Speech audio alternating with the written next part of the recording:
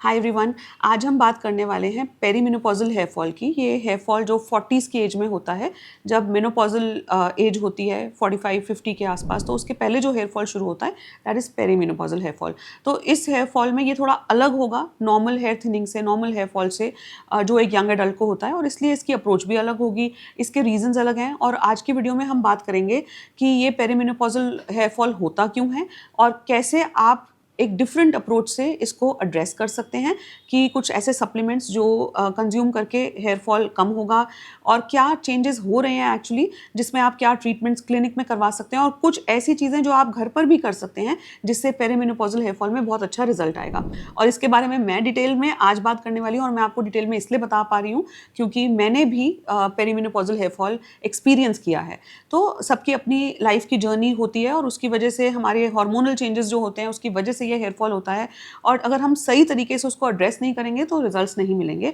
और इसमें डिनायल की कोई ज़रूरत नहीं है कि ये पेरीमेनोपॉजल हेयर फॉल है। 40s के आसपास जो भी हेयर फॉल हो रहा है वो पेरीमेनोपॉजल है, और उसके बाद लेट 40s में जो हो रहा है वो मेनोपॉजल हेयर फॉल है, और जब तक वो सही तरीके से एड्रेस नहीं होगा तो रिजल्ट्स उतने ग्रेटिफाइंग नहीं होंगे।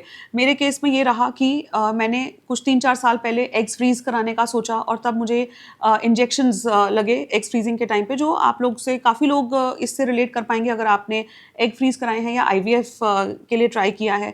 तो ये हार्मोनल इंजेक्शंस की वजह से और DHEA सप्लीमेंट्स जो मुझे दिए गए थे उस टाइम पे, उसकी वजह से बहुत ज़्यादा हार्मोनल हेयर थिनिंग हुई।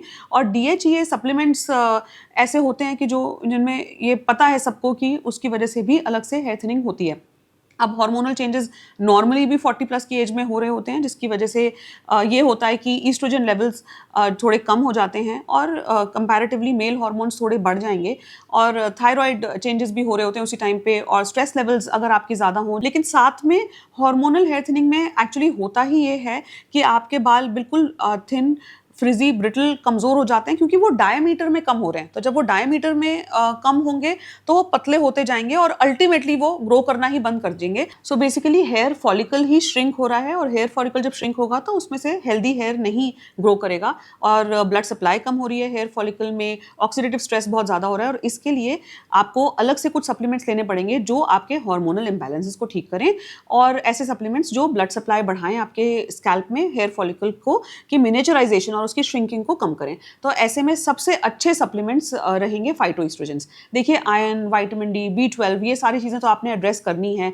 बायोटिन सप्लीमेंट्स भी आप ले सकते हैं, लेकिन क्योंकि ये सब कुछ बायोटिन की डेफिशिएंसी से नहीं हो रहा, तो अकेले बायोटिन सप्लीमेंट्स खा के आपको फायदा भी नहीं मिलेगा। और अभी तक आप समझ चुके होंगे, अगर आपको हार्मोनल हेयर थिनिंग हुई है, पेरीमेनोपॉजल हेयर थिनिंग हुई है, बायोटिन सप्लीमेंट्स आप लेके देख चुके हैं, तो आपको समझ आएगा कि biotin supplements alone are not going to help. तो फाइटोएस्ट्रोजेंस ले सकते हैं। फाइटोएस्ट्रोजेंस बहुत अच्छे सप्लीमेंट्स हैं, और ये सप्लीमेंट्स ऐसे हैं जो ईस्ट्रोजन को मिमिक करते हैं। तो काफ़ी सारे लोग ऐसे होते हैं जो हार्मोनल टैबलेट्स किसी वजह से खाने के लिए तैयार नहीं होते, तो वो फाइटोएस्ट्रोजेंस ले सकते हैं। और ये इसमें सबसे अच्छी जो सप्लीमेंट्स हैं वो है अश्वगंधा। तो अश्वगंधा बहुत ही पॉपुलर एक फाइटोएस्ट्रोजन है, और इसके ये सारे बेनिफिट्स हैं कि आप जब ये लेंगे, कंज्यूम करेंगे, तो ये हेयर फॉलिकल की मिनिएचराइजेशन को कम करेगा, ब्लड सप्लाई बढ़ाएगा, ऑक्सीडेटिव स्ट्रेस को कम करेगा, उससे हेयर बहुत अच्छा हेल्दी ग्रो करेगा।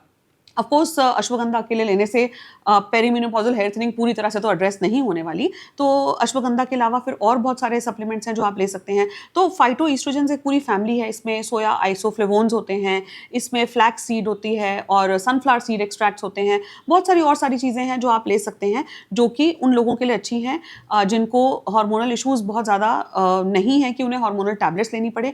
वो लोग जो बिगनर्स हैं, जो स्टार्टिंग में कुछ सप्लीमेंट्स ट्राई करना चाहते हैं, और ऑब्वियसली अभी तक समझ चुके हैं कि biotin supplements alone are not going to help, vitamin D, B12 obviously लेने से नहीं फायदा होगा। यहाँ पे ये मेंशन भी करूंगी कि अगर थायराइड इशू है तो थायराइड की टैबलेट अलग से लेनी पड़ेगी। तो हम इसको एक मल्टी प्रोंग्ड अप्रोच रखेंगे, जिसका मतलब है कि कोई एक चीज़ से अकेले फायदा आपको नहीं दिखेगा, लेकिन बहुत सारी चीज़ें हम करेंगे जिससे धीरे धीरे आपको अपनी हेयर थिनिंग में भी फर्क दिखे, और हेयर फॉल रुके, हेयर जो कमज़ोर था वो थोड़ा सा थिक हो, और हेयर की क्वालिटी इंप्रूव हो, और धीरे धीरे आपकी डेंसिटी भी इंप्रूव हो। इसके अलावा नेक्स्ट एक फाइटोएस्ट्रोजन जो आपको पेरीमेनोपॉजल हेयर थिनिंग में काम करेगा, वो है बीटा साइटोस्टेरॉल। तो बीटा साइटोस्टेरॉल ऐसे डिफरेंट है कि ये DHT को इनिबिट करता है। बेसिकली ये क्या करता है कि ये 5 अल्फा रिडक्टेज एंजाइम को इनिबिट करता है, जो टेस्टोस्टेरोन को DHT में कन्वर्ट करने में हेल्प करती है। तो तो ये हमें पता है क्योंकि मेल पैटर्न बॉल्डनेस में हमने इस बारे में बहुत सारी बात की है। तो क्योंकि ये 5-अल्फा रिडक्टेज एंजाइम को इनहिबिट करेगा, इस वजह से ये हार्मोनल हेयर थिनिंग में बहुत अच्छा काम करता है। तो बीटा सेटोस्टेरोल ये करेगा और उसके अलावा ये इन्फ्लेमेशन को कम करता है। तो लोकलाइज्ड इन्फ्लेमेशन बहुत ज़्यादा होती है, जिसकी वजह से, इस इन्फ्लेमेशन की वजह से भी हेयर फॉलिकल वीक हो रहा होता है और ब्लड सप्लाई कम होती है। और जब बीटा साइटोस्टेरोल एक फाइटोएस्ट्रोजन आप कंज्यूम करेंगे तो उससे आपको ये फ़ायदा मिलेगा कि ये हेयर थिनिंग रुकेगी और हेयर फॉलिकल स्ट्रेंथन होगा, हेयर में ब्लड सप्लाई बढ़ेगी और अच्छा एक हेल्दी हेयर आप देख सकते हैं। और ओमेगा 3 के अलावा विटामिन डी सप्लीमेंट्स, N-एसिटाइलसिस्टीन, ये भी हेयर फॉलिकल को स्ट्रेंथन करने में और हेयर ग्रोथ में बहुत अच्छा काम करते हैं। यहाँ पे एक बहुत इंटरेस्टिंग फैक्ट एक और जो शेयर करना चाहती हूँ वो ये कि जब हमारे ईस्ट्रोजन लेवल्स अच्छे होते हैं, जैसे कि प्रेगनेंसी में, तो काफ़ी लोगों ने ये नोटिस किया होगा, अगर आप इस फेज से गुजरे हैं, कि उस टाइम पे हेयर ग्रोथ बहुत अच्छी हो जाती है प्रेगनेंसी में, हेयर स्ट्रेंथन हो जाते हैं, बहुत हेयर की क्वालिटी इंप्रूव होती है और हेयर ग्रोथ भी बहुत बढ़ जाती है। और उसी तरीके से ओरल कॉन्ट्रासेप्टिव पिल्स अगर लेते हैं तो ओरल कॉन्ट्रासेप्टिव पिल्स स्टॉप करने के बाद भी काफ़ी लोगों ने ये नोटिस किया है कि हेयर थिनिंग वापस से शुरू हो जाती है और हेयर फॉल भी बहुत ज़्यादा होता है कॉन्ट्रासेप्टिव पिल्स को स्टॉप करने के बाद। और अगर DHEA सप्लीमेंट्स लिए हैं या हार्मोनल इंजेक्शंस लगाए हैं IVF के लिए, एग फ्रीजिंग के लिए, तो तब भी आपने देखा होगा कि हेयर क्वालिटी काफ़ी ज़्यादा इफेक्ट होती है, हेयर बहुत डैमेज हो जाता है। अच्छा, अब हम बात करते हैं कि कुछ प्रोटीन सप्लीमेंट्स भी मैं डेफिनेटली सजेस्ट करना चाहूँगी अगर पेरीमेनोपॉजल हेयर थिनिंग है। तो प्रोटीन सप्लीमेंट्स में आपको प्लांट प्रोटीन ही हेल्प करेगा। तो पी प्रोटीन की अगर बात करें तो इसकी अच्छी बात यह है कि ये केराटिन बिल्ड करने में, कोलेजन सिंथेसिस में हेल्प करता है और आयरन एब्जॉर्प्शन बढ़ाता है, इसलिए पी प्रोटीन आपको हेल्प करेगा। और सोया प्रोटीन जो होता है वो भी बहुत अच्छा रहेगा अगर पेरीमेनोपॉजल हेयर थिनिंग है, वो इसलिए क्योंकि ये DHEA लेवल को कम करता है, DHT लेवल को कम करता है। तो इस वजह से ये जो ईस्ट्रोजेनिक इसका माइल्ड इफेक्ट होता है, उसकी वजह से ये पेरीमेनोपॉजल हेयर थिनिंग में बहुत अच्छा काम करेगा। तो कहना ये चाह रही हूँ कि वे प्रोटीन की जगह आप प्लांट प्रोटीन पे अगर स्विच करें तो वो भी इस तरह की हेयर थिनिंग में बहुत अच्छा काम करेगा। अब एक बात और जो यहाँ पे बताना चाहती हूँ कि मैं रोज़ ये फेस करती हूँ OPD में, कि काफ़ी बार जब मैं बताती हूँ पेशेंट्स को कि ये फीमेल पैटर्न हेयर लॉस है which is hormonal hair thinning, या ये पेरीमेनोपॉजल हेयर लॉस है which is again hormonal hair thinning, तो काफ़ी बार पेशेंट्स हमें बोलते हैं कि ये हमें तो कुछ ऐसा सिम्टम नहीं है क्योंकि हमारे पीरियड्स रेगुलर हैं, या हमें तो ऐसा कुछ नहीं क्योंकि हमारी रिपोर्ट्स नॉर्मल है। तो काफ़ी बार लोग रिपोर्ट्स करवा के लाते हैं और रिपोर्ट्स में सब कुछ ठीक होता है, हार्मोनल डिरेंजमेंट नहीं निकल के आती, अल्ट्रासाउंड में कुछ PCOD नहीं आ रहा। तो मैं ये सजेस्ट करूँगी कि जितनी जल्दी आप इसको एक्सेप्ट करें कि ये हार्मोनल हेयर थिनिंग है, पेरीमेनोपॉजल, या even if you are a young female, तो एक फीमेल पैटर्न हेयर लॉस जो हार्मोनल डिस्टर्बेंसेस की वजह से होता है, तो उतनी जल्दी आपका सोल्यूशन निकलेगा। और इसलिए ये बोलना चाह रही हूँ क्योंकि ये समझना ज़रूरी है कि ये सारा कई बार आपके सेलुलर लेवल पे हो रहा है, आपके स्कैल्प के लेवल पे हो रहा है। Not everybody with this kind of hair thinning में show a hormonal derangement in their blood profile. तो आपकी सारी रिपोर्ट्स नॉर्मल हो तभी भी ये the diagnosis will not change, this is going to remain a perimenopausal hair thinning and the problem is hormones that are circulating at the level of the hair follicle।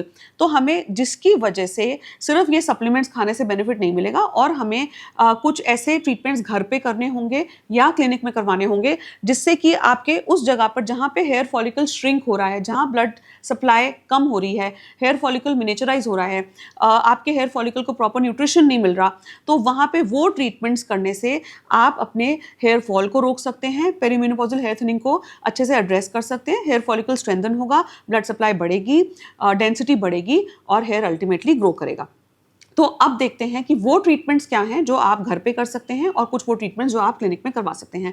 अब इन treatments में जो घर पे किया जा सकता है वो है सबसे पॉपुलर आपका डर्मा रोलर। तो डर्मा रोलर आप घर पे कर सकते हैं। जो भी आप सिरम्स लगा रहे हैं वो सिरम्स आप कम से कम हफ्ते में 2 बार 0.25 मिलीमीटर का डर्मा रोलर से शुरू करें ट्वाइस अ वीक और उसके बाद वो सिरम लगाएं। उससे ये होगा कि ये आपकी ब्लड सप्लाई बढ़ाएगा और सिरम अच्छे से पेनिट्रेट करेगा, सिरम की एब्जॉर्प्शन भी अच्छी होगी और वहाँ पे ब्लड सप्लाई बढ़ेगी। तो ऑब्वियसली रिजल्ट्स जो सिर्फ सिरम लगाने से आ रहे थे वो सिरम विद डर्मा रोलर से डेफिनेटली सुपीरियर रहेंगे। और सिरम्स की अगर बात करें तो आप घर पे जो सिरम्स लगा सकते हैं, ऑफकोर्स मिनॉक्सिडिल जो बहुत ही ज़्यादा पॉपुलर है। मिनॉक्सिडिल शुरुआत में बहुत ज़्यादा रेकमेंड नहीं करती हूँ क्योंकि मिनॉक्सिडिल लोशन लगाने से शुरुआत में बाल झड़ेंगे, फिर आपके बाल वापस आना शुरू होंगे और फिर आप किसी वजह से भी अगर मिनॉक्सिडिल लोशन छोड़ देते हैं तो जो बाल मिनॉक्सिडिल की वजह से आए थे वो फिर से झड़ जाएंगे। और जब वो शेडिंग फेज होता है तो लोग ऑब्वियसली बहुत ज़्यादा फ्रस्ट्रेट हो जाते हैं, बहुत डीमोटिवेट हो जाते हैं, इसलिए मिनॉक्सिडिल मेरा बहुत ज़्यादा फेवरेट नहीं है। लेकिन और मिनॉक्सिडिल के अलावा जो सिरम्स अवेलेबल हैं वो रिडेंसिल, प्रोकैपिल, एनागेन, कैराविस, ये सारे सिरम्स हैं जिसकी वजह से आपके बालों की डेंसिटी अच्छी होगी और शेडिंग फेज भी इन सिरम्स में नहीं होता।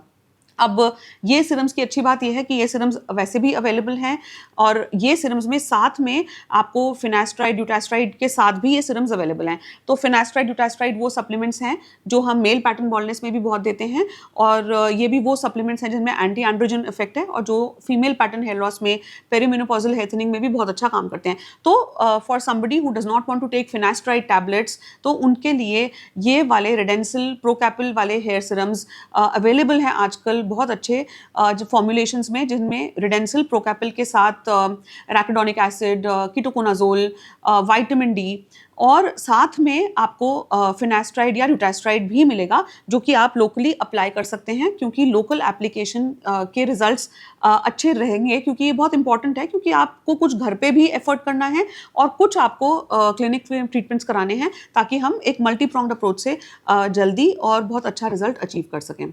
तो एट होम ट्रीटमेंट्स और एट होम डिवाइसेस में एक और ट्रीटमेंट जो बहुत अच्छा काम करेगा वो है ट्रिपल एल टी यानी लो लेवल लेज़र थेरेपी। ये कैप्स के फॉर्म में अवेलेबल है, लेज़र कोम्स के फॉर्म में अवेलेबल है और इसके रिजल्ट्स भी काफ़ी अच्छे हैं, क्योंकि ये माइटोकॉन्ड्रिया के लेवल पे काम करता है, आपके सेल के लेवल पे काम करता है और सेल रिपेयर, सेल रीजनरेशन करेगा, सेल्स को एक्टिवेट करेगा और जो आपके सेल्स, हेयर फॉलिकल्स डोर्मेंट हैं और ग्रो नहीं कर रहे हैं, रेस्टिंग फेज में हैं, उनको ये एनाजन फेज में शिफ्ट करेगा जिसकी वजह से आपकी हेयर की डेंसिटी बढ़ेगी। जब आप फ्री हैं, आपके पास ये 10 मिनट के लिए आपको ये कैप पहननी है, बहुत आसान है और ये प्रूवन है कि ये हार्मोनल हेयर थिनिंग में बहुत अच्छा काम करता है, मेल या फीमेल हार्मोनल हेयर थिनिंग में। ऑब्वियसली अगर किसी और तरह की हेयर थिनिंग है, किसी को आयरन डेफिशिएंसी से हेयर थिनिंग हो रही है या थायराइड इशू से हेयर थिनिंग हो रही है, तो आपको वो पर्टिकुलर कॉज को अलग से एड्रेस करना होगा। तो अब ये तो बात हुई उन ट्रीटमेंट्स की जो आप घर पे कर सकते हैं। अब डॉक्टर के प्रिस्क्रिप्शन पे कुछ चीज़ें जो आप को हेल्प करेंगी वो है minoxidil lotions, minoxidil tablets. Minoxidil tablets आजकल अवेलेबल हैं, तो ये ज़्यादा आसान है मिनॉक्सिडिल लोशन के मुकाबले, लेकिन इसमें जो शेडिंग फेज है वो जो मिनॉक्सिडिल लोशंस में होता है वो मिनॉक्सिडिल टैबलेट्स में भी होता है। इसके अलावा स्पाइरोनोलैक्टोन और फिनास्ट्राइड टैबलेट्स हैं जो कि हार्मोनल टैबलेट्स हैं जो फीमेल पैटर्न हेयर लॉस में, पेरीमेनोपॉजल हेयर थिनिंग में बहुत अच्छा काम करती हैं और अब तो स्पाइरोनोलैक्टोन की ऐसी टैबलेट्स भी अवेलेबल हैं जो मिनॉक्सिडिल टैबलेट्स के कॉम्बिनेशन में हैं। कुछ ट्रीटमेंट्स जो आप क्लिनिक में करवा सकते हैं, इसके बारे में बात करते हैं। तो पीआरपी आपने बहुत सुन लिया, बहुत करवा लिया और पीआरपी उतना अच्छा काम नहीं करता और थोड़ा प्रिमिटिव ट्रीटमेंट है। उसके बाद अब एक आया है ट्रीटमेंट जीएफसी जो कि पीआरपी से थोड़ा सुपीरियर है, क्योंकि इसमें हम आपके ब्लड में से, प्लेटलेट्स में से ग्रोथ फैक्टर्स निकाल के डायरेक्टली ग्रोथ फैक्टर्स को इंजेक्ट करते हैं, तो रिजल्ट्स आर सुपीरियर।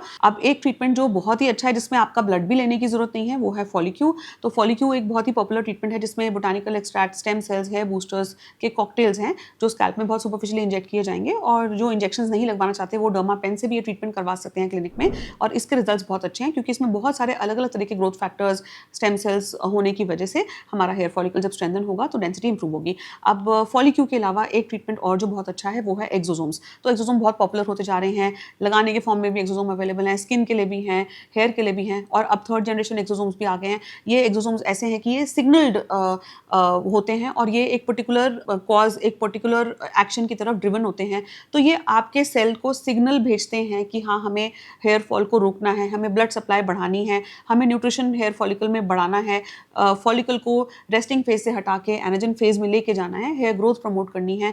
ये सारे सिग्नल्स ये एक्सोसोम्स आपके हेयर फॉलिकल को देंगे, तो ये मैसेंजर की तरह काम करते हैं और इस तरीके से एक्सोसोम का रिजल्ट फॉलिक्यू के रिजल्ट से या किसी भी और चीज़ के रिजल्ट से अलग रहेगा। और लाइक आई सेड, हमें मल्टी प्रोंग्ड अप्रोच रखनी है, क्योंकि जितना गुड़ डालेंगे उतना मीठा होगा। अब हम बात करते हैं और कुछ ट्रीटमेंट्स की जो आपको हेल्प कर सकते हैं। देखिए, अब बहुत ही ज़्यादा अगर डैमेज हो चुका है, आप थोड़े लेट हो गए हैं अपनी प्रॉब्लम को असेस करवाने में और आप लेट रियलाइज़ कर रहे हैं कि अब ये बायोटिन हेल्प नहीं करेगा, तो फिर आप क्या कर सकते हैं। इसके अलावा डर्मेटोलॉजिस्ट की क्लिनिक में अब आप क्या करवा सकते हैं, अगर बहुत ज़्यादा हेयर थिनिंग हो चुकी है तो आपके लिए ऑप्शंस हैं स्कैल्प माइक्रो पिगमेंटेशन और हेयर ट्रांसप्लांट के। हेयर ट्रांसप्लांट आपका बहुत अलग होगा, क्योंकि मेल और फीमेल का हेयर ट्रांसप्लांट अलग होता है, उनका हेयर थिनिंग का पैटर्न भी अलग होता है।